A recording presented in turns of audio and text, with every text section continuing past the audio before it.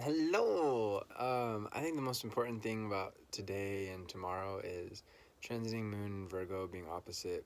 Right now, it's directly opposite Neptune, and also being opposite Mercury. It won't be down to the degree, but this is a time, as you can tell, I'm totally about to go to sleep, and that's one of the biggest things about this time is making sure that everything that we feel we have to do, all of the tasks that we have to fulfill, the responsibilities and duties that we have to take care of, to not get overwhelmed with them, especially with it being opposite Neptune and Mercury. Today and tomorrow is just stay focused on what you can practically do with today. Don't get too caught up in the future. Don't get too caught up in the past. That's a big challenge with Mercury and Neptune and Pisces, and I've noticed that out in the outside world where a lot of people seem to be kind of going through how do I put this, going through a lot emotionally, and you can kind of see on people's face. I mean, on the positive side, you can tell when people's lives are a dream and when it's all coming together, but even if things are going together well, there is a bit of confusion during this time, and for some people you can kind of tell on their face what that they're worried about something, or they're dealing with nightmare stuff. Um, and that's one of the challenges is a lot of that nightmare stuff that people are worrying about isn't real, isn't something that we can do anything about or need to do anything about. Maybe we don't even need to focus on it. So I think that's something that's really important for today and tomorrow, and also just over the next, probably about the next month or so, because we have Mercury retrograde coming up. I think exactly a week from today. I think it's like the 17th or the 16th. Um, and just looking up now when this Mercury time is going to be wrapped up. Yeah, so basically, okay, so Mercury's retrograde for the rest of the month. Once it does go retrograde,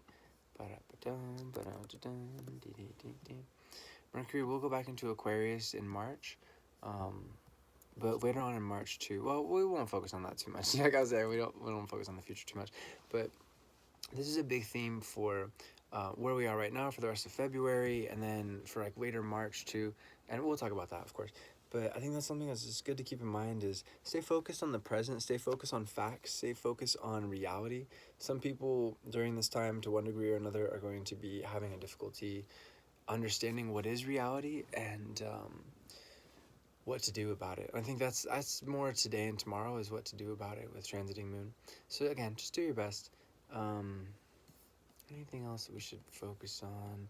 Oh yeah, another interpretation for this time with Mercury and Neptune is we're going to be able to be in touch with our subconscious emotions. I think that's really the key. Is if you're in touch with your own emotions and understanding what you're feeling and you're working through them, you're able to verbalize them with somebody that you trust and that's close to you and who you love, or just being able to verbalize them to yourself, or just verbalizing them in your mind, being able to think, this is what I'm feeling, this is why I feel this way, this is what I'm thinking about, this is why I'm thinking about this, and not in like a super overly logical reason or way rather, but just being able to recognize, oh, this is where my emotions are coming from, and steering our thoughts. Okay, let's not think about that so much, or let's work our way through this. That's one of the best things about this time is we're going to be able to, because the subconscious realm is so present during this time, we're going to be able to understand it and work with it, especially over the next 9 days or so as we have the Sun in Aquarius transit. um, to sum up, focus on what you're feeling, understand what you're feeling, and just learn to be able to steer your feelings in a positive direction, to not get so wrapped up in them, and especially with the Venus and Aries and Mars and Sagittarius transit, to not, we need to be patient. We really need to be patient during this time and to not overreact or become hostile or too aggressive. And this goes for ourselves too. We should not be beating ourselves up saying, oh, other people aren't going through this challenge or what have you. Other people aren't feeling this, why should I feel it? This is dumb, this is stupid, I need to, that's not really the best way to handle this. The best way to handle this transit is to understand our emotions, not to judge them, not to pretend they don't exist, not to not to even focus on them too much, just to be able to spend time with them and explore them and get them and understand them. And from there, everything will become a lot easier to work with. Face the truth, face reality. I mean, during any season, but especially during this one. And your emotions will smooth out. Peace, infinite love to you, my friends. Namaste.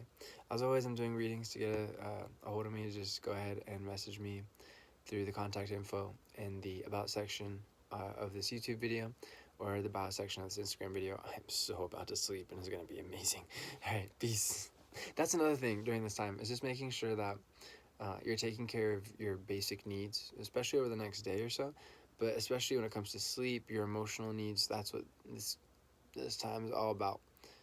Yeah.